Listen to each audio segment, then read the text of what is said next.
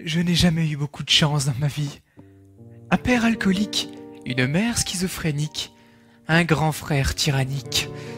Mon père me battait, ma mère riait pour n'importe quoi et se foutait de ma tronche à longueur de temps. Elle avait aussi la phobie de mes cheveux et toujours une paire de ciseaux à portée de main. Mon frère, lui, cherchait constamment à me faire peur dans le noir dès que j'avais le dos tourné, quand je dormais. Et puis, dès qu'il en avait l'occasion, il me cognait avec ses gros muscles mous. Avec ses poings, mon père caressait aussi doucement mon visage qu'un punching ball. Avec ses pieds, il se servait délicatement de ma tête comme d'un ballon de football.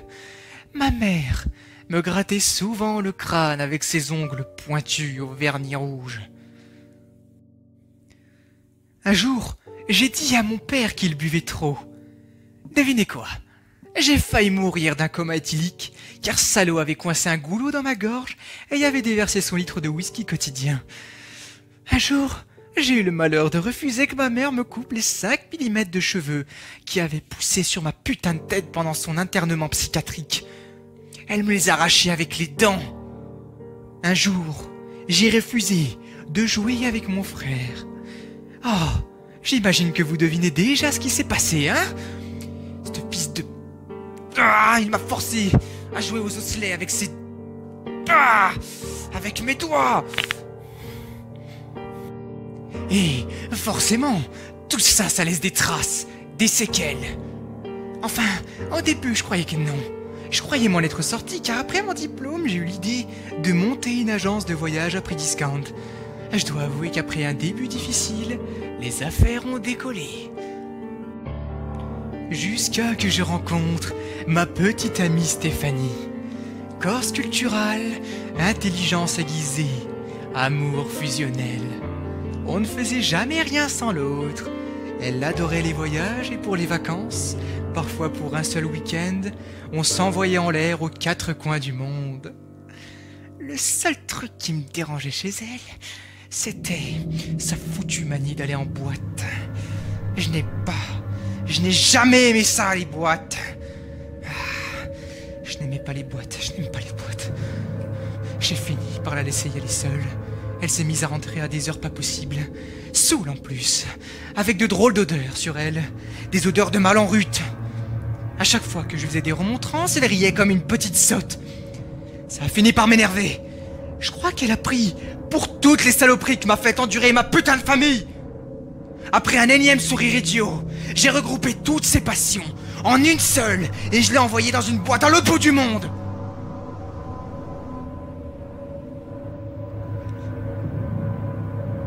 Et il s'est passé quelques mois avant que je retombe amoureux. Entre-temps, je suis allé consulter un psy et je me suis fait prescrire de puissants somnifères pour arrêter les cauchemars et les hallucinations. Je voyais ma mère, mon père et mon frère partout. C'était horrible de revoir leur corps calciné. Heureusement que ce jour-là, je dormais à l'université et je n'ai pas été accusé. Je me demande encore qui a bien pu mettre le feu à leur baraque de merde.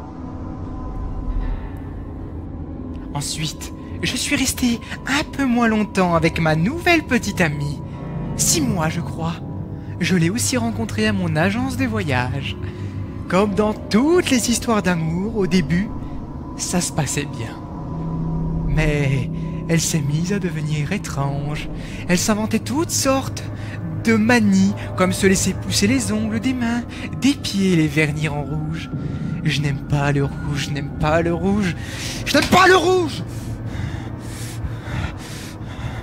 Elle s'est mise à devenir étrange. Elle se maquillait trop aussi. On aurait dit une pute. Et puis toutes les semaines, elle allait chez le coiffeur. Je déteste les coiffeurs. En plus, quand elle revenait de chez ses arracheurs de cheveux, elle riait comme une petite idiote. Oui, une véritable idiote. Ça finit par m'énerver, par vraiment m'énerver.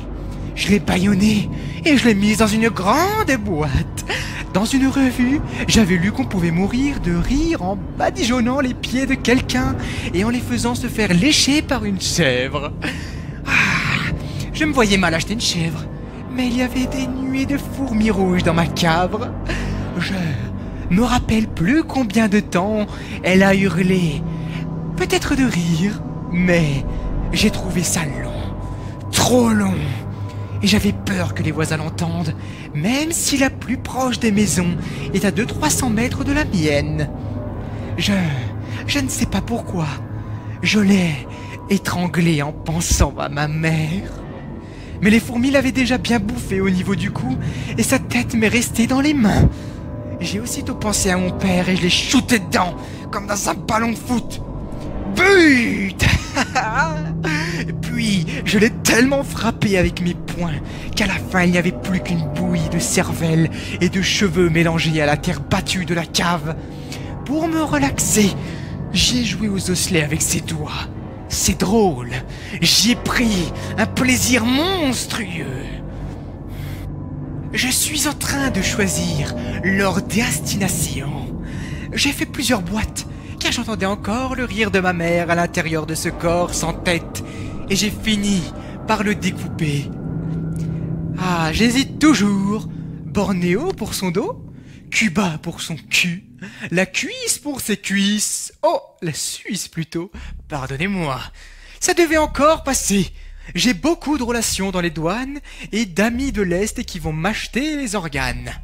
Pour faire disparaître les traces génétiques, je dois encore contacter mon ami d'enfance, Didier, un pompier. Il est vraiment bon pour faire croire qu'un incendie est accidentel. J'ai hâte que tout soit fini. J'ai hâte de retourner à l'agence. En plus, je crois que j'ai le ticket avec une belle petite gonzesse, célibataire en plus. Une certaine Stéphanie Duval. Elle ressemble un peu à ma mère. Elle a le même prénom qu'elle, mais je crois que cette fois, je vais réussir à garder mon calme. Enfin, si elle rit un peu trop, je ne lui arracherai qu'une dent. Ça la calmera et elle comprendra que je n'aime pas qu'on se moque de moi. J'ai arrêté de voir le psy. Mais comme il m'a conseillé, je continue à écrire dans mon journal. Ça m'aide.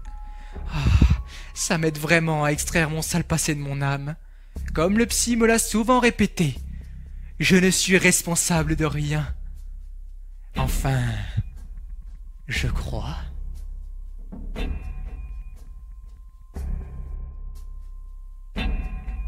Affaire, Mademoiselle Duval. Objet, journal intime nommé Confidence. Pièce à conviction numéro 18. Si vous avez la moindre information concernant l'homme de la pièce à conviction numéro 18, veuillez nous en informer le plus rapidement possible. Je vous en remercie et bonne soirée à vous.